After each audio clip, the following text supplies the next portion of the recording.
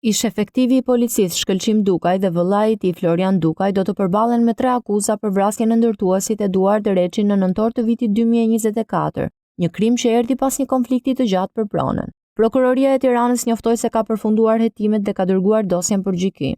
2 vëllezërit akuzohen për vrasje me paramendim, mbajtje pa leje dhe prodhim i armëve dhe prodhim, mbajtje, blerje apo shitje pa leje të armëve të ftohta.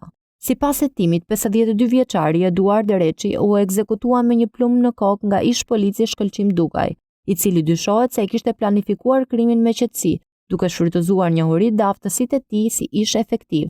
Biznesmeni u qellua me pistolet me silenciator, teksa Shkëlqim Dukaj ishte pozicionuar në një pallat aty pranë rreth 30 metra larg objektivit. Sipas prokurorisë, vëllezërit Dukaj kishin përgatitur me kujdes çdo detaj, nga përdorimi i fishek zjarreve për ta nxjerrë viktimën në obor, deri te manovrat për t'u shmangur kamerave të sigurisë dhe dëshmimtarëve. Hetimet vërtetuan se palët kishin një konflikt të fortë pasi një pjesë e lokalit të vëllezërve Dukaj ishte ndërtuar në tokën e biznesmenit.